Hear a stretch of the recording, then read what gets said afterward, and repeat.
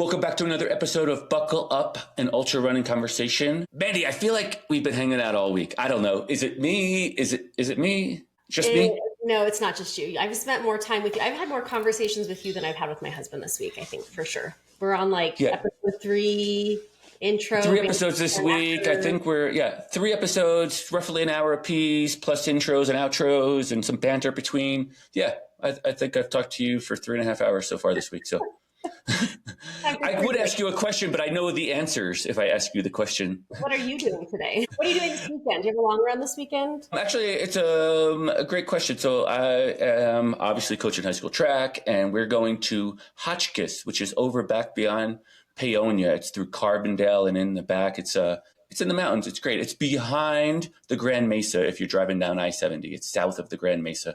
In any case, we're going to Hotchkiss, North Fork High School for a track meet on Saturday. I was putting my entries in this morning for my team. I'm putting together relay teams and checking out times and splits from last year with PRs from last year, and putting it all together. And I read the events for this weekend, which are pretty standard high school stuff. But these races all try to do something quirky. This one has 3 open events, which means coaches can race. And so there is a 100-meter dash, not my forte. There's a shot put, also not my forte. But there is a 1,500-meter foot race on the track right after lunch, which I don't know if that's a great idea, but maybe I'll defer my lunch for a little bit. But anyway, and so I think the sprinting coach is going to do the 100 meters. I kind of brought it up to them like, hey, the kids love it when we do these things too. Like they cheer for us. And it's funny, all the things I yell at them, like from running across the field and you're like, drive with your knees, lean into it, suffer a little bit. They're all going to yell at me this weekend on Saturday while I run my 1,500-meter dash.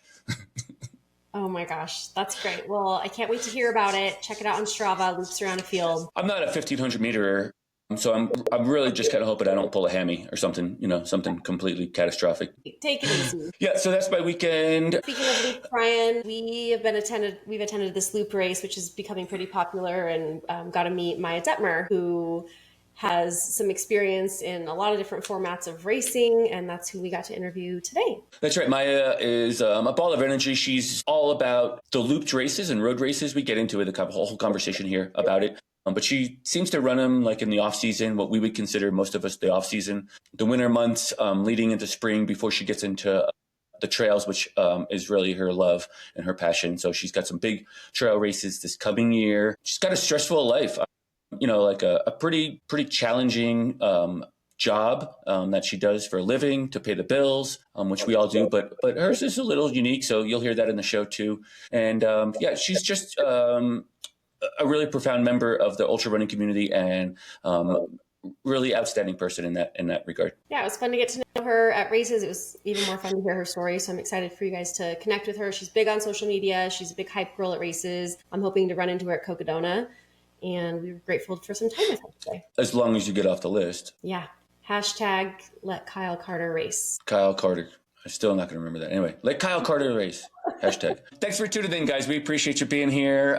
We got lots of episodes, like we just said. We got 3 in the queue already. So we got a bunch of work that you guys can do listening to us. So please like, share, comment, subscribe, share with your run club, which I just said a minute ago. Maybe just blast us during run club. Like put phone in your vest and just have us going at run club. But maybe not this intro. How it works. Not the intro part, just the regular part of the show. Yeah, no. Nobody wants to hear that. All right, guys, take care. Thanks for tuning in.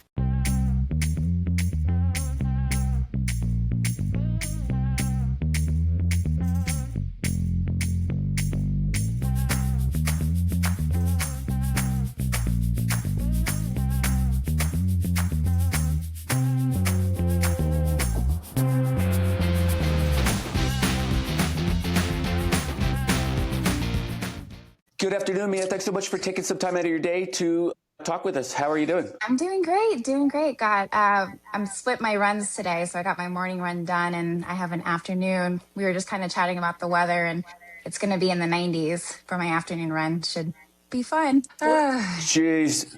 Brian, what's the temperature out on the western slopes today? I do live a little higher than both of you guys. I live at 7,000 feet, and the high today is 70, which is also comparable to the temperatures you guys are experiencing for where I live. Yeah, I think we're 86 today. Is that where we're at? I don't know. It was hot. hot. Yeah, we've been in the 70s. Honestly, Vegas has been in this like beautiful temperature for a while. Like you were here for Jackpot. We Hmm. definitely had like the cooler temps, but it was pretty nice for the most part. But this heat wave's, yeah, just starting. It should be fun. Yeah, it's amazing, and yeah, we're just kind of feeling it on the west. And I feel like if you're east of the Rocky Mountains, you've experienced like just abnormal amounts of snow in weird places. Like Georgia's getting snow, and Carolinas are getting snow, and so the weather's just kind of wacky. Like it's just all over the place. But and you mentioned you're in Las Vegas, and is that where you're from? Are you originally from there? Yeah, born and raised. Yeah, born and raised. Left. I'm a nurse. I left and I was a travel nurse for like 2.5 years back in 2014 to 16, and so then I lived in multiple states, but this has always been home base. Yeah, I've lived in Georgia. You were just talking about Georgia. I lived up in Washington, California, Texas. I was kind of all over for a couple years. Yeah, it was a really cool experience. I saw that you're a trauma nurse, if I'm not mistaken, in Vegas. Gosh, you must have 1,000 stories. I mean, do. that's like the hot spot for trauma. I feel like people like intentionally go there with the idea that there's no holds barred, right? Like we're just gonna go crazy, and a lot of them probably see you, right? We're business is always busy. Yeah, we rarely have slow days. The talk screens on majority of the population we get are always popping positive for polysubstance. So yeah, it's always fun trying to wake them up and get them off the ventilator, because you're also My dealing gosh. with tolerances towards medications that they've already been taking and us trying to give them and just making it a safe environment for both sides. But yeah, no, this June will be 20 years. I've been a trauma nurse. So I started when Wow. I was 24 and I'm 20 years into it coming June, which is pretty wild when I think about that. Oh, it's wild. What got you into that? When I was in nursing school, the last semester, you kind of get to go, you put in a request of what kind of unit you want to work in, and trauma always sounded the scariest. I was kind of like adrenaline junkie, but like I was like, I also want to do this for like flight nursing also sounded very interesting. Hmm. And I got in as a nursing student, sorry, and I spent my last semester there. Absolutely loved it. It was like the second day I was in the unit. There was a motorcycle crash, and my preceptor took me to the ER where the patients initially come to, and the patient's coding, and she threw me in there. I'm doing chest compressions, and then there's doctors putting in chest tubes and central lines and intubating them, and I'm just like pressing on their chest, and it's just like so much happening. Unfortunately, the patient ends up dying, and my preceptor, she pulls me aside after, and she was like, "How are you doing? Like, let's debrief this." And my hands were like shaking, and she's like, "What?" And I was like, "That was awesome." So as I've gotten older, I definitely don't need that kind of adrenaline seeking anymore. I would be more than happy for chill days because they're just honestly exhausting trying to balance that with my ultra running. Like my race schedule, I usually keep filling it up as the months go on, and trying to balance that working full time is a lot. So Yeah, I was going to say the adrenaline. I'm curious when ultra running came into the scene because I don't know that you got rid of the need for adrenaline. It just seems like maybe you replaced it with running because that's still very risky, fun, adrenaline. You have no idea what the outcome is type of behavior. yeah.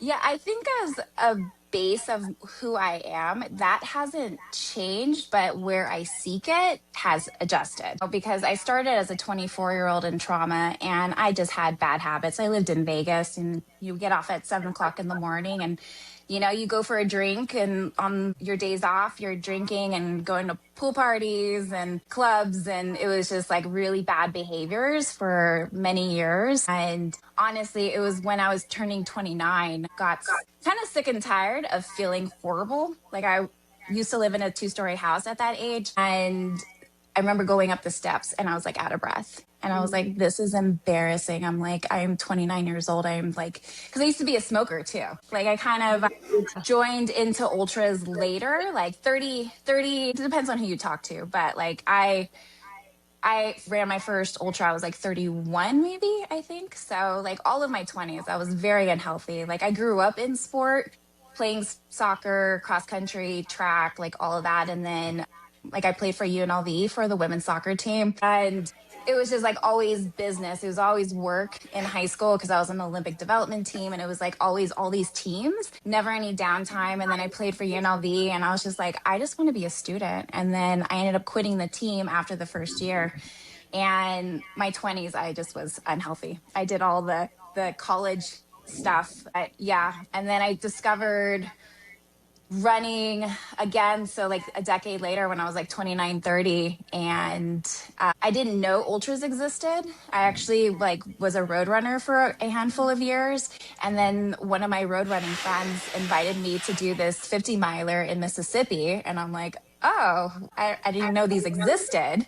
And it seemed less scary because there's like a group of us that went, and we finished it, and I was like, these exist. And then I started looking into it, and yeah, from that point I was completely hooked on doing ultras, because I used to do like half marathons every single weekend because I didn't know that there was like more than the full marathon. And I was like, well, I could just do all of these every single weekend. I can race. But yeah.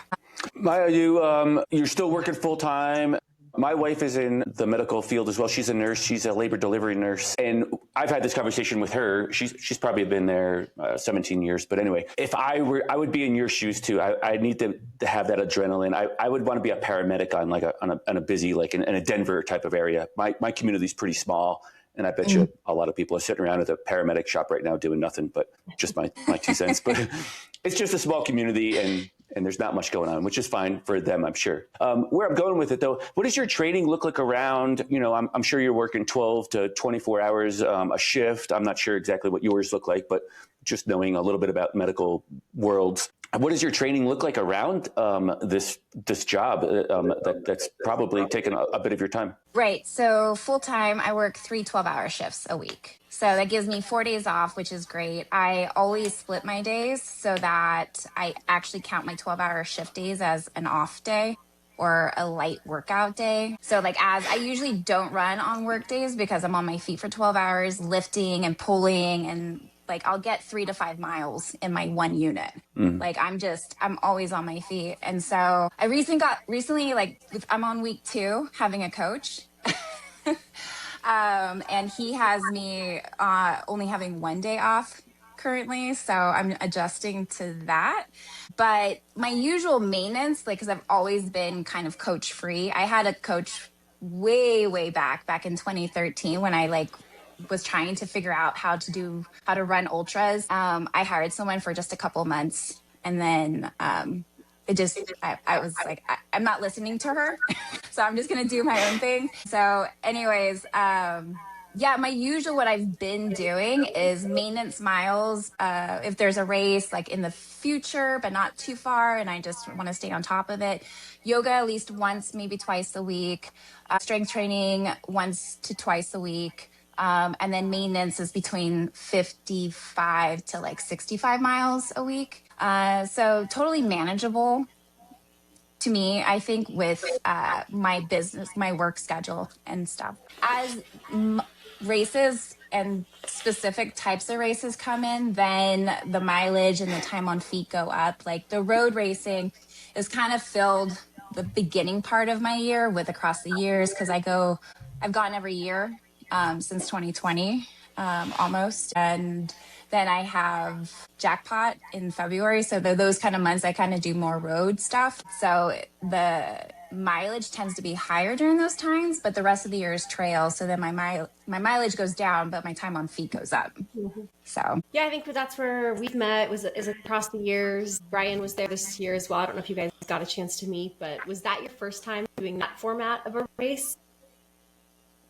The last person standing. So I've done the traditional, the 4.16 3 times. There's a small town 90 minutes outside of Vegas called Beatty, and they had a backyard race. It was really difficult format because the traditional, I think they have at most maybe 300 or 400 feet of gain per loop, and this one had like 800. And so it was very difficult to get to 100. Like I always was the last female, and it wasn't until this year, 25 to 26, Stephanie was the first female that's ever beat me at this format on the 6 races that I've done. Like, she's an incredible runner. Yeah. She's so strong. There's something catching with it, especially. So across the years, that was the 3rd time I've attempted the last Okay. person standing. I did it the very first year, and they actually gave us DNFs. So I get 0 credit whatsoever.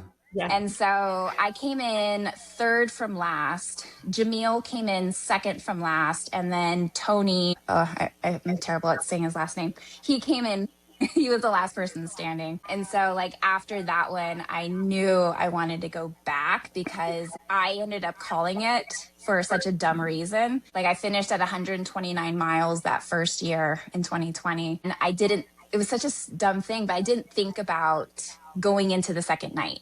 It's a simple thing of like, oh yeah, you're going to keep running till you're done. But like the 3 that I had done before, we never made it to the second night. And this one, like, we were getting in, it was already dark, and like being out there with Jamil and Tony, and I was just like, oh my God, like, I don't want to go through another one. Like, why didn't I think about this? I'm like, this is and I ended up calling it. And then the timing people, they asked me after I called it, they're like, are you happy with your decision? And immediately I regretted it. I was like, I shouldn't have called it. Like, I'm coming back.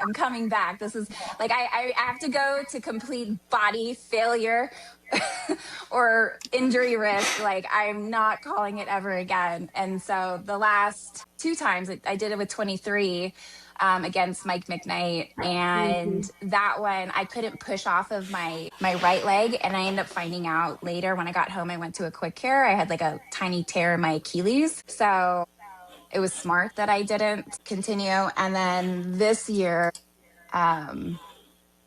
it was basically muscle failure. I couldn't lift my legs anymore. I mean, we went pretty far this year, but that's an interesting story. At the beginning, we talk about this in almost every episode. Like, if your mind isn't prepared for that, if you're like, I'll go 2, 3, 4, however many nights. Like, if you haven't even considered that, it's interesting how the body can respond to that so quickly and be like, no, we didn't talk about this, mind and body. Right. So we're out. See you later. Cool lesson to learn, though. It was definitely the lesson to learn. And before I do any more of these like multi-days, that was like a major learning point of like, okay, this is going to take a long time. Like, this is like, you're not done. You do not get to sleep. Like, there's no excuse of like your feet hurt or this or that. Like, you have to go to muscle failure or like risk of injury. Like, there's no other reason. So I learned that lesson. Maya, your ultra sign up is really deep. I mean, it just keeps scrolling. I just keep scrolling the pages. But it's interesting because I didn't realize how many times we've actually crossed paths, like at Ure 50 and Leadville and all these other races that I was with you, or I was there in spirit with you. I mean, I was there physically, but we never really like talked or anything like that. Anyway, where I was going with it. But it's interesting though, when I look at the blend of your ultra side up, it is like a road season is like the winterish type of things, and then you get into trails throughout the summer, which is great. And I'm just like, does that blend work for you? Do you enjoy that? I mean, I'm sure you enjoy it, but I mean, like, is that out of a need, a necessity, or do you prefer to have it like a blend of everything? I like changing it up. I don't like just doing one type of format. Like, the fixed time is honestly new to me, but all the distances, I love that. And the easier on your body to a degree, the flatter stuff can be also more difficult on your body, but I like the flat versus the mountainous. Like, I love everything. You know, I honestly never thought that I would even love the 200 plus mile distance. Like, that was never in my plan. And then like, it was 2023 after I became like, it was Mike and I for the last handful of hours of the last person standing. And then his crew was Brittany, who's now like my really good friend. Like, she's a bestie of mine, like Sarah, his wife. Like, we are all such good friends. And I became like, Ben Light is now my coach. Like, we are all such good, amazing friends, and they come to Vegas all the time. Anyways, they talked me into it to sign up for Cocodona. And like, I got the bug. And so like the 48 hour was trying to figure out all the problems that I had during Cocodona. That was the whole intention of the 48 hour, you know, because I actually looked at your ultra sign up, and I'm going to see you at Tahoe. You won't, but Oh, I had to back out, actually. Oh, Yeah, that's probably another podcast. We'll have to wait on that okay. one. Okay. All right. That's a whole list of laundry. That's a whole laundry list there of things going on. Yeah. Okay. Well, I'm sorry. It's all good. Yeah. No, I mean, I bagged that. I bagged Summit 200, and I backed out of Leadville. I backed out of all three of my summer races for the remainder of the season. So we'll see. I'm going to work through it, but we'll get there.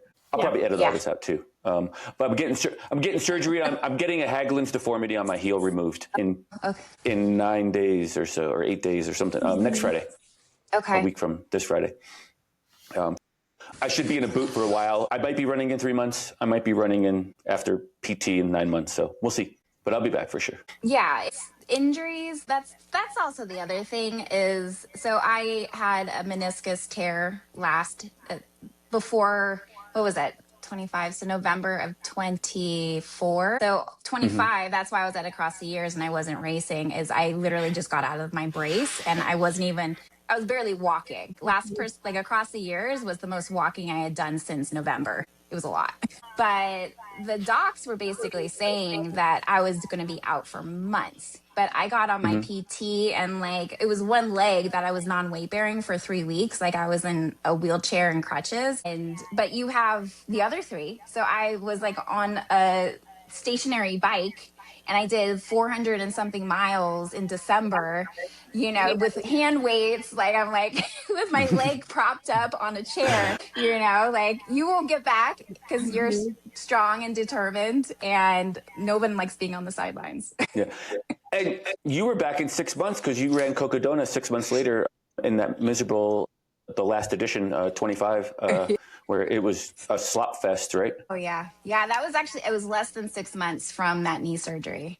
Yeah, I ran a 50K, a local 50K in March just to test it out if I can push my body hard but fast. And then I did a 50K the next day on a own training run. And I was I feel safe. My knee is okay. Let's freaking roll with this. Because if it wasn't, I don't want to give up the spot or hold the spot for somebody else that could make it their race. But I knew I got myself back.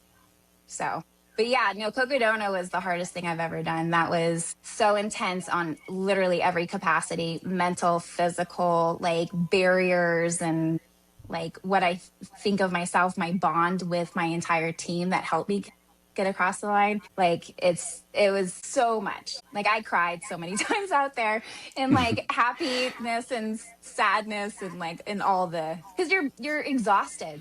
So everything is on the surface, how often do you create these create bonds with your friends and my boyfriend, and they helped me and, I've repaid them. And, I know you've done the 48 hours, you've done some really long stuff. Don't get me wrong, but Cocodona, you're out there for 4 days, 4+ days. You were out there, I think, a little bit over 100 hours. So you're 4.5 days or something along those lines. The emotions just are deeper and stronger, and everything is 10x on top of the first 48 hours already.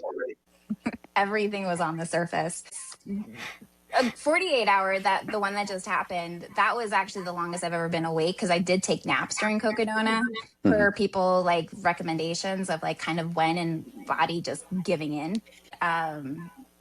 51 hours was the longest during Jackpot. Yeah, even with the little spurts you get during these 200s, I've only done Cocodona, but it barely gets you back up and moving, at least for me. That's why I was trying to figure more things out headspace wise. Yeah, what was that strategy for you at Cocodona? You're running, rest, sleep, and did it work? Yes and no.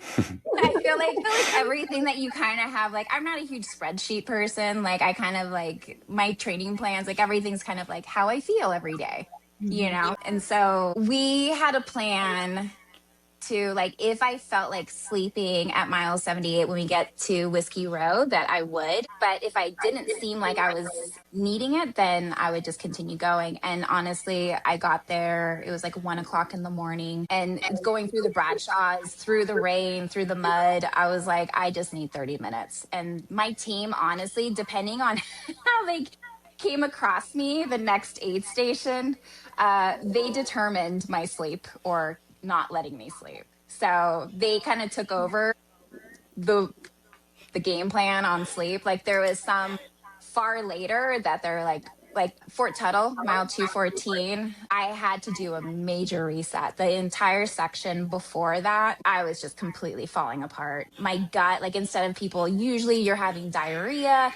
or like, like that kind of issue. Like I was constipated. Like I couldn't go to the bathroom and I just had this like poop baby that would like jostle, like Mike McKnight, from the previous year and his like big old belly. Like I had that and I had like pitting edema everywhere. I was just like a Michelin man and I'm like, I can't run, And so I get to Tuttle and I'm just like a mess. And like Ben Light, Mike was there because Mike had already finished. And my team, like we're all in my van and they're like, reset, we're changing the food, we're changing the electrolytes. Like Mike gave me a can of chili. I ate some chili, like that helped. And they did not set an alarm and they just let me sleep. They're like, and that was the whole thing that I definitely did learn because I wanted to be done by Thursday. That was my A goal, generalized. And then Mike and Sarah and Sam and Brittany were in the van and they're like, that may have been your A goal, but you have to let it go. They're like, you have so much time at this point. Like, yeah, you're at 214. Like, you still have a long way to go, but you're going to finish. You have like more than 24 hours. I had like so much time to still finish. Like, it's not going to be what you thought of, but you'll get it done. Just take care of yourself now and get going. So I'm so curious, how much did you sleep there? My team says 6 or 7 hours. So okay. I guess that's more. It's a lot, but you beat me because I slept for 5 there. And I thought that was a lot. I at Fort Tuttle, the same thing, 214. Well, a year before. I feel like Mike was saying that that's his like Achilles section, like Fort Tuttle, like that's like his major breakdown area. And like a lot of people need like a major reset before that next section. Cause then you also go alone on the next section. So now you will. Yeah, now you will. In 24, we were allowed pacers through that section. Okay. But after that section for myself and with 5 hours of sleep, I was like fresh. Like I felt really good. I ran quite a bit of it. I do live in the mountains already. So I was able to go up, Eldon pretty quickly, but it was, I think, a different route than they will do this year. But I think we did the same route in the past. But anyway, so did that help you, the 6 hours of sleep? Altogether, Tuttle was 3 hours. I think that's the thing that I'm a little torn on that because there's times I just wanted to get off of my feet and I said I had to sleep and I was kind of lying to my crew.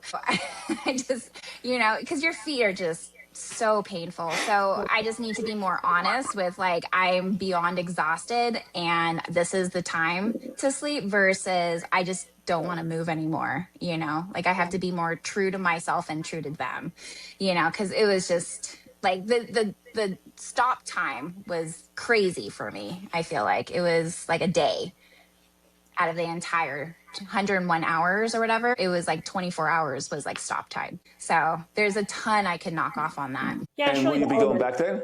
Yeah. Would I go back? Are you going back or is it a plan in the future to go back? Yeah, I have unfinished business.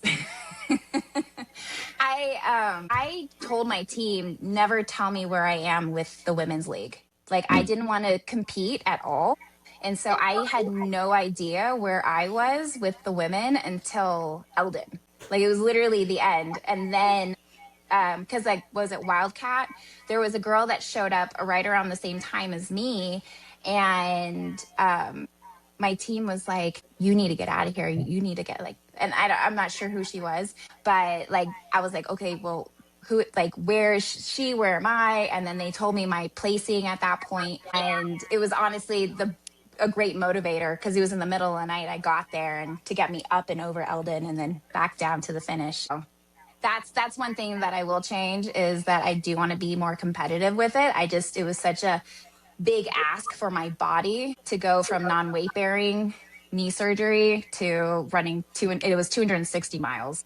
Like that was a big ask. And so I didn't want to ask too much by trying to be competitive with it. So, yeah. Yeah, I was going to say part of that too is probably just the elements. Like you don't know how your body's going to react to that and the foot pain and the mud and the wet. I mean, I wasn't there, but I remember seeing it all and yeah, it was pretty bad. That is pretty bad. I feel like it was bad. Take my word for it. I've never gotten that close to hypothermia before. It was pretty scary from Mingus all the way down to, oh gosh, what's the town? I'm just totally spacing it.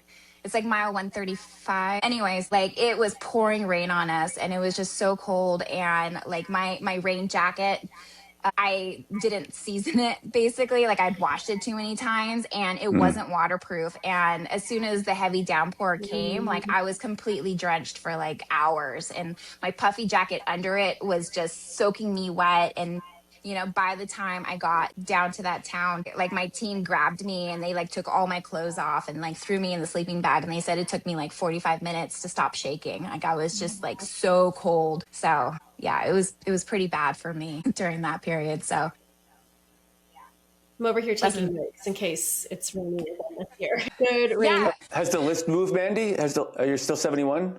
I think I'm still 71. And who's the guy we're rooting for? Number one? Kyle Carter. Kyle Carter.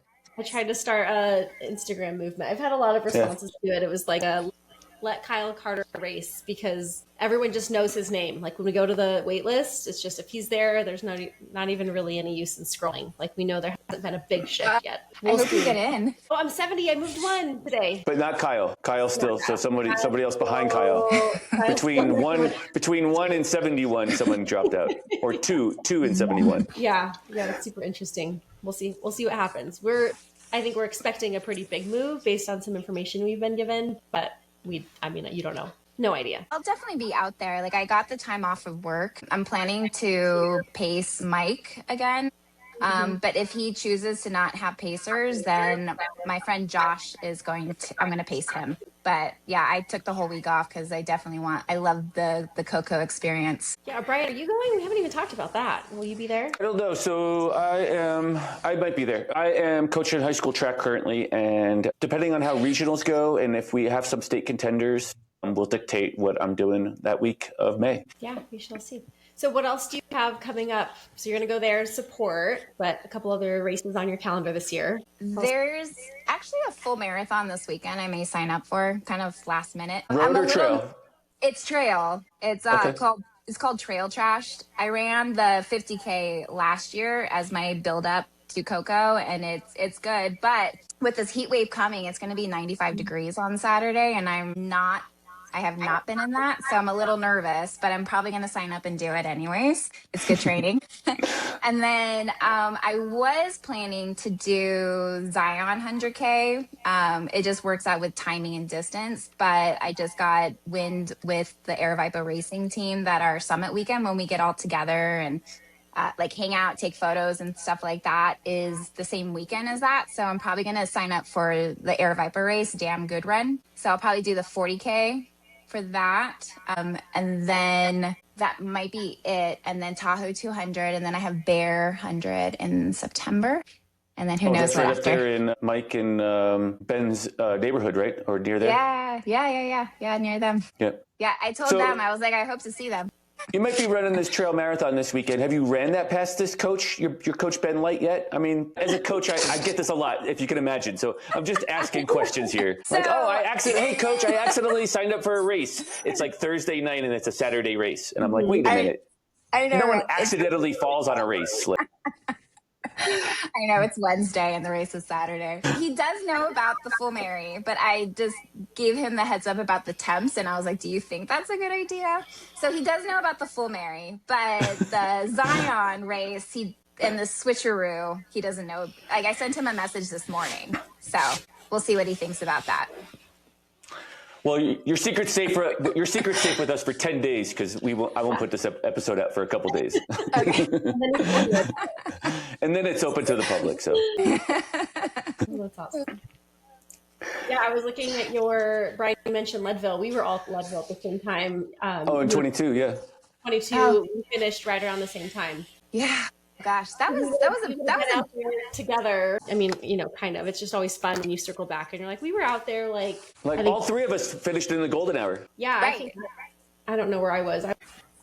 I don't even know. I just had it pull up. I think I was like 29:10 or something like that. I'm sure we crossed paths on the And we trail. were like right after. Oh, well, Brian, we where were literally had to, right? We literally had Yeah, to. the turnaround?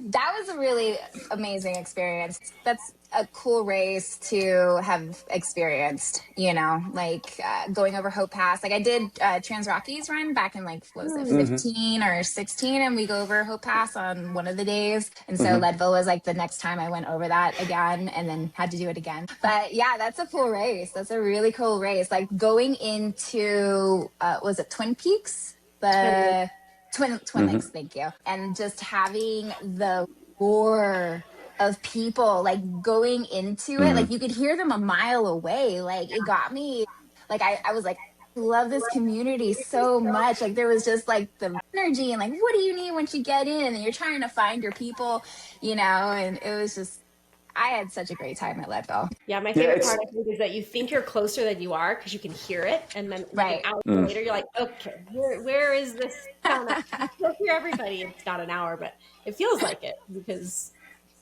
it was so loud. It was so loud.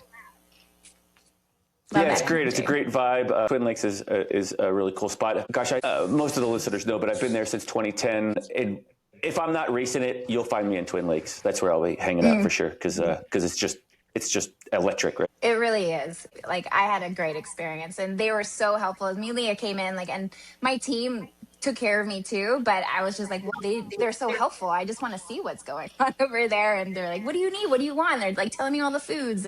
I know they have like food trucks there because my team got like burritos or something and like coffee. It's a place to hang out while they're waiting for their runner as well. it's a party. Maia, so you got? Do you have any big goals for like your two main races this year, the Tahoe 200 and it's not the Bear. Is it the Bear 100? Yeah. Bear, I haven't thought about it all yet. Like I put myself on the lottery. I had kind of like unfinished business at that one. So I got in and I was like, I'll deal with that after Tahoe. But Tahoe, I don't have a set time, but I want to do as well as I can possibly do competing. Like Mika Fuse is there, like Ashley Paulson. Like there are some like very experienced, strong females. But this time I want to compete and do well. Ben's got me climbing a lot. So that's my game Tahoe, plan. right? It'll also help at Tahoe. So Tahoe's like a super long training weekend for it. Yeah. So I'm pumped. It'll be beautiful. I got my team is still formulating, but Tahoe is my big race for the year. And then I'll think about Bear after. Okay. All right. That's fair. Yeah, fair. You've done so many of these rides. Like there's so much planning that goes along with it and trying to like, as it gets closer, because they haven't finalized the course. Like right now it's still what it's been staying on the east side. But like I've booked the Airbnbs, I got the van, like I'm figuring out my pacers. So I only scheduled surgery like 10 days ago. And so, but you're way farther ahead of me because I was just going to dirt bag it in my truck and just go point to point with some drop bags. I was completely unprepared, but so you're in a good spot. Well, you have more experience with these than me, like I only had Cocodona and I was like, okay, well, I like the amenities of having a van and having like a kitchen and things like that. So yeah, totally.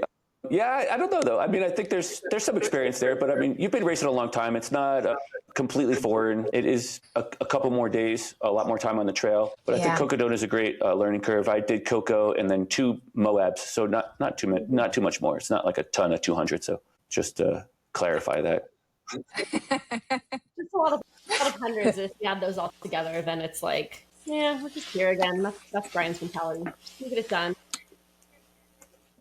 It's okay to boast about yourself. I have a difficult time doing that. Like, people like to gloat for me because I don't like, I'm like, okay, hi. Well, it's pretty easy. If you're listening, go check out Maia's ultra sign up, and it's just deep. It just keeps scrolling and scrolling and scrolling. It's out there. And I just was digging in here a second ago. So in 2022 at Leadville, Andy was at 29:17. I was at 29:29, and you were at 29:48, I believe, if I'm not mistaken. She was at 29:28. Oh, I was at 29:29. You were like So a minute ahead of me. a minute apart. Oh my gosh. And we're going to have to look back at the photos. Before you. I know, that's so funny. I did Leadman that year. Actually, I did Leadman that year, so it was all the races at Leadville. Wow, that's very impressive. Very cool. I'm seriously going to, after tough. this, I'm going to go back through my photos, all my photos, and I'm going to like find, I'm sure we're there together. Yeah, it's so crazy. 100 miles, and we were like minutes apart. Yeah, Brian, I don't know, had we connected yet at that point? You and I in person? Like, did we know each other? 22, I think so, because when did we start going to USCA? Man, we're going to have to look back. We're going to have to go back into the archives here. Yeah. I just don't know that we were like high-fiving or like hugging, like, hey, good to see you. It was probably like, there's a girl. She looks like a nod, like a hey. Hey. The nod. Hey. I hope you make it back to the finish. Well, how did you guys initially start talking? Was it just like you met at a race or? Yeah, so I'm a certified run coach as well. I don't coach anymore, but that's how I started in the sport, really.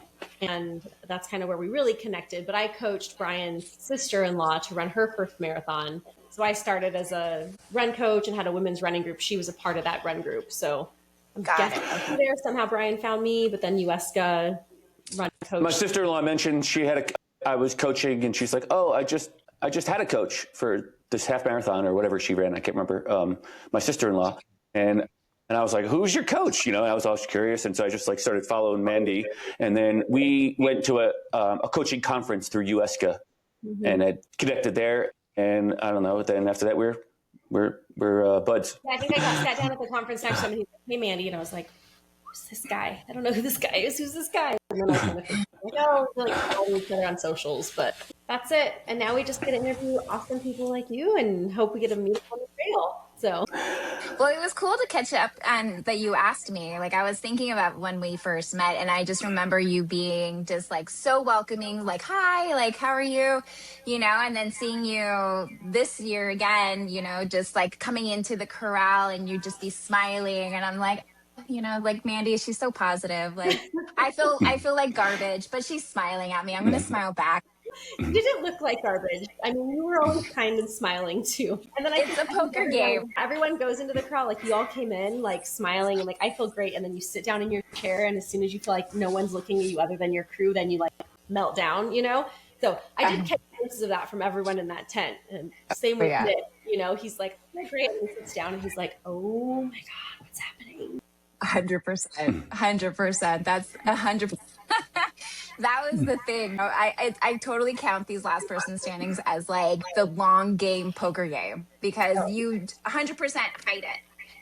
I spent a lot of like loops with Ben and like just like talking to a bunch of the other runners. Whenever I would run with somebody else, I would kind of perk more up and not try to show that I'm feeling the things. And then if I needed to stretch, I would like say I have to go to the bathroom if they were running with me. And then I would get the stretching out of the way so people wouldn't see like how tight I was. And I was just trying to hide it as much as I could. But yeah, I felt terrible for a while. I mean, I think you all did. That's just the no one's like, I felt great that whole time. That was so easy. We haven't really heard that yet. We interviewed Ben, and yeah, I don't remember he talks about like the pain points and how he struggled. So you all do, but it's a game. Like it's a cool thing to watch. Like the competition part of that is just so much fun. It's a different aspect of ultra running. It really is. That's the kind of the thing that I like so much about it is, instead of a fixed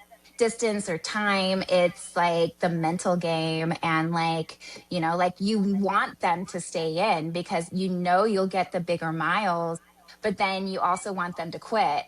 And but then you don't want to show them how you really feel, but then you want to connect with them too. So it's like such this weird dynamic, because then we would get back in the corral and like Brittany crewed me like for the first many hours, like half day, to sunrise the next day.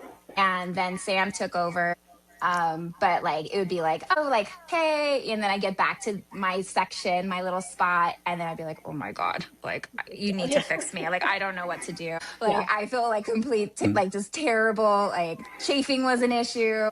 You know, my gut was fine. I had zero gut issues, which was like, I'm proud of my nutrition for that race. But yeah, it's a tough format, you know, like 1.4 every 20 minutes is just, there's no time. There's no time. Like if you falter, there's not enough time to fix it, you know? So like I had to do a short panty drop, switch, whatever. And like I had to like sprint the loop before. So I had enough time to like change all the things. And, you know, changing a sock, you may only have time to change one sock. You know, it's just, you just don't have the time. So Nick and I did that exact same thing this year. I was like, I don't know if it was his idea or mine, but I was like, we're not doing the changing both socks at one time. Like we'll change the right foot this lap, next lap we'll take care of the left foot because it's just overwhelming. I mean, and you know, like this year, there were some times where not everyone was in the corral at the time and like a little air of like, I think, who was it? I can't remember who was in charge of timing and who was like race directing at the moment, but it was like coming around. It was like, reminder, your athlete has to be in the corral when it's go, because there were a couple laps where like not everyone was actually in there. So then after that, you guys were like barreling into there. Like, don't even, like all the toes are inside the corral. Like not even an inch of you is sitting outside of it. Was it Lee? It was Lee. It was Lee. Yeah. He had to be like the bearer of not bad news, but he just had to be like gentle reminder. He had to lean into you guys a little bit. He had to lean into the team a little bit. Yeah, he did. Well, Nick had a good spot in there because that was one of the lessons I learned like the very first year is I watched where Jamil, I put myself the very first year in 20 in the corner because I was like, oh, like I have like a whole section, you know, but then you have to go through and weave through and you're losing honestly like precious time. And I'm like, next time I do this, like be at the front, be at the very front. So there's no extra. You don't need any extra during this format. So yeah, we learned that same lesson the year before. Nick ran and was the assist, if you remember, and we started in the corner. That same mindset, like I'll have my own space, and then it was a nightmare. So this year, when we got there, he was like, that morning I'm going to take all my stuff and get my spot. And we were like walking down there in the morning and like waiting because he didn't really want to be the first one to put his stuff down. And I think maybe he got there right before you did. And we were like, okay, good. Like it's officially time to start setting up. But the spots, like you guys probably got drenched too because middle of night 1 or 2, I don't even know. The rain was coming down. And so now being on the outside of the tent actually was not great because we were all getting soaked. So then it was like trying to move back and it's all par for the course, right? Right. Yeah, the beginning part of the table, it all got wet. And then I had like a blanket on my like recliner zero gravity chair and like the blanket got wet, but I'm like, it is what it is. Like I had like my bag of shoes were also right there and those got wet. Yep. But luckily I didn't have to change shoes at all. Like I stayed in the same pair the entire time. Oh, talking about that though, like feet, I had a new experience at Jackpot 48 Hour. I'm self-diagnosing my left foot with extensor tendonitis. It took 10 days for my left toes for me to be able to move them. Like I was able to flex them. And so I didn't think that I broke anything, but my left foot, I was basically like dragging my toes. And so like, anyways, it took like 10 days for me to like lift my toes so that if I was not wearing a shoe, they wouldn't drag. I'd have to like lift my leg higher so they wouldn't catch on the carpet or the tile. So that was scary and that was new. But it's repaired itself since? Zero issues. Yeah, it took like, I would say 2.5 weeks, almost 3 weeks for like absolutely zero symptoms. But yeah, that was, I felt pain on the top of my foot during the 48 hour. But then I just like loosened the shoe and I was like, it is what it is. Everything else hurts. And then it was like after the race that like the next day. And then like, it usually takes me like 2 to 3 days for me to like auto diurese and like get rid of all that edema and swelling and just pee and poop it all out. And my foot was like still a little swollen and it was just still kind of like dragging. I working in medical, I asked a couple of my doctor friends and they didn't think I had to go to a quick care and did not recommend steroids. They were like, you just need rest. And I'm like, well, I don't like rest either, but it's good. It caused forced rest, which was good. That's crazy. Well, I'm glad it's doing better. This just gave me an idea, Brian. Like, I think we should put together a compilation of some of these little bits that we hear from all of our guests for a true, like, run ultra. This is what it's like. And then if we heard, like, I couldn't move my toes or drop on the carpet. I could move them down, but just not up. Just not up. Yeah. Totally fine, normalized. Like, that's a pretty important function of the foot. Very much so. Well, which was crazy because no, right? All the good times, guaranteed good times. Yeah. You're gonna love it. It's gonna be a blast. It's gonna be a blast. We wanted an experience. Yeah. Yeah, we paid for this. Well, it was crazy though, because I posted that on my story, my Insta story, and that like my toes like still aren't moving. You know, I was kind of do like progressive post videos, and I got quite a number of responses of like, oh, that happens to me. Oh, that happens, like foot drop, except like they like lose function of their ankle too, which that's like more nerve, you know, up higher, you know, but they're like, oh yeah, it just takes a couple weeks for it to go away. Like I couldn't drive home from the ultra, so you know, I had to get someone else to drive me because I couldn't function. I had no function of my foot. That's so funny. Mine were just toes. Not so bad. Maya, thank you so much. I got one last question before we let you go, and be mindful of your time. We've kind of missed it in the last couple of episodes, so I'll bring it back and kind of bring it to the top of the surface again. But you're in Vegas. When I just drove through there, coming back from Jackpot myself to Colorado on 15 to 70, I-70. Obviously, I see the big ass sign that says leaving Las Vegas, right? So you're allowed to have a big ass billboard on the side of the highway. What's your message to the community? My message to the community: get out of your comfort zone and do something that scares you. Yeah, that I feel like there's so many people that, you know, coworkers and just people on the fly that are just like, oh, I can't do that. It's like so many can'ts instead of like, oh, maybe, or why don't I just try? Like, at least you're trying. Like, failure isn't necessarily a bad thing. You're learning. And if you're not failing something, honestly, you're not trying hard enough. If you're passing and finishing everything, then you know, maybe you need to make the stakes a little bit like bigger. So Very few. They're on there too. If you're listed and you still have her ultra sign up open, go check those 3 out, I think. Yeah. I love that message. That's so great. I gave a talk last night to about 50 women at a networking group, and that was kind of like the basis of my conversation. And I weaved in some of these like kind of awesome but horrible stories of ultra. And by the end of it, they were like, wait, what about that? What? For how long? What? So, but I love it. That's a great message. So thanks for sharing. thanks for having me. This has been fun. Maya, where can our listeners follow you at and keep tabs on your foot pictures? I don't know what it is. Yeah, no OnlyFans for my feet. They actually look normal. I have all 10 of my toes right now. It's shocking. And toenails? And toenails or no? Okay, I have 9. I have 9. Maya_Detmer on Instagram. I have Facebook, but it's connected to my Instagram, and I'm horrible at looking at it. It usually takes me longer to notice I get a message on that. So Instagram is the primary thing, and yeah, I'm on Strava. So yeah. Well, thanks for your time, and we hope that we get to run into you very soon out on the trails. I hope so. That would be great. Maybe Cocodona for you. Yes. Oh, yeah, yeah. That's actually what needs to happen. Absolutely. Yeah. I will find you. Not in a creepy way. That sounded creepy. It sounded creepy, though. It did sound creepy. It did sound creepy. You're like, get up. Go. You got this. You slept long enough. Yeah. But we wish you a cool breeze on your 92-degree second run of the day as well. You got this. I got it. You got it. Got it. All right. All right. Take care. Okay. Thanks.